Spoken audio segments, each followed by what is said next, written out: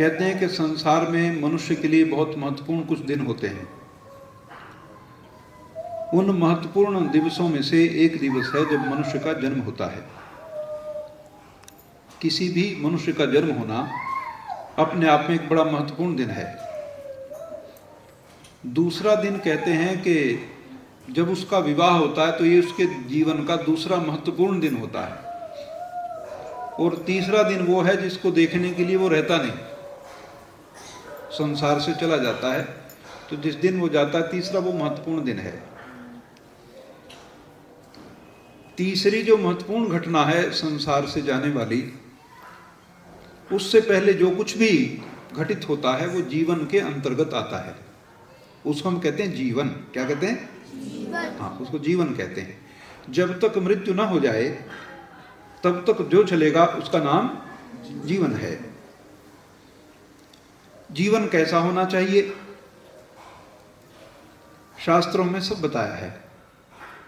जैसे एक अध्यापक या अध्यापिका बच्चे को पहले साल भर पढ़ाती है या पढ़ाता है और उस साल भर के बाद उसकी परीक्षा होती है। ऐसा नहीं होता कि बिना पढ़ाए परीक्षा ली जाए। यदि बिना पढ़ाए परीक्षा ली जाएगी तो वो उचित नहीं माना जाएगा। ऐसे शास्त्रों में भगवान उपदेश कर रहे हैं, आदेश कर रहे हैं कि जीवन जीना कैसे है, तुम्हारा जन्म सफल कैसे हो और हम किस दिन जन्मदिन मनाने के वास्तविक अधिकारी बने। जन्मदिन तो चोर, उचक्के, आतंकवादी, दुष्ट, मक्कार लोगों का भी होता है, ये हमें समझना है। जन्मदिन तो सबका ही है ना। जो व्यक्ति उत्पन्न हुआ है उसका कोई जन्मदिन तो है। तो कहते हैं कि किसका जन्मदिन इस संसार के हित में है। जो मनुष्य अपने परिवार, अपने समाज के लिए काम करता है उसी का जन्मदिन सार्थक है। और जो मनुष्य संसार की हानि करता है उसके जन्म लेने का कोई लाभ नहीं है और सामाजिक व्यवस्था में भी उसे समाज में रहने का अधिकार नहीं है। ऐसे व्यक्ति जो समाज की हानि करते हैं उनके लिए कारावास की व्यवस्था होती है। कहते हैं इनको समाज से अलग रखो, क्योंकि यदि इन्हें समाज में रखोगे तो समाज की गति अवरुद्ध होगी, समाज में समस्या होगी। तो ऐसे लोगों का कोई अधिकार नहीं, उनको समाज से भी हम अलग कर देते हैं। ये व्यवस्था है, सामाजिक व्यवस्था। बच्चों को जन्मदिन कैसे मनाना चाहिए? हमारे परिवेश में हम आज देखते हैं कि जन्मदिन मनाने का बस एकमात्र माध्यम अब रह गया कि शाम को बहुत से लोग इकट्ठा हो जाएंगे और कोई केक आदि लेकर आएंगे और उसे काटेंगे और उस पर मोमबत्ती जला के उसे बुझा देंगे, फूंक मारकर। मोमबत्ती को बुझा देते हैं और ईश्वर से प्रार्थना करते हैं कि हमारे जीवन में अंधकार छा जाए, प्रकाश की हमें कोई आवश्यकता। मोमबत्ती बुझाना ये शगुन है कि अपशगुन है? हैं? हाँ, अपशगुन का मतलब होता है जिसके परिणाम कल्याणकारी ना हो। अपशगुन कोई घटना नहीं है, अपशगुन वो कार्य हैं जिनके परिणाम कल्याणकारी ना हो, ये बात है। अपशगुन माने वो नहीं कि बिल्ली आगे से चलेगी तो अपशगुन हो गया, नहीं। अपशगुन वो है जो मेरे को करना चाहिए पर मैं करता नहीं हूं, वो सारे कार्य अपशगुन हैं। और शगुन कौन से हैं? जो मुझे करने चाहिए, जो मैं करता हूं।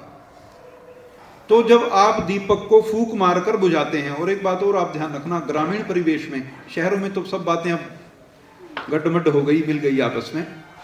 ग्रामीण परिवेश में आज भी माचिस जलाते हैं तो उसको फूंक मारकर नहीं बुझाते हैं।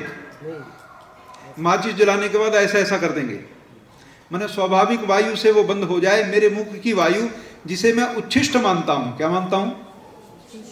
उच्छिष्ट माने समझते हो?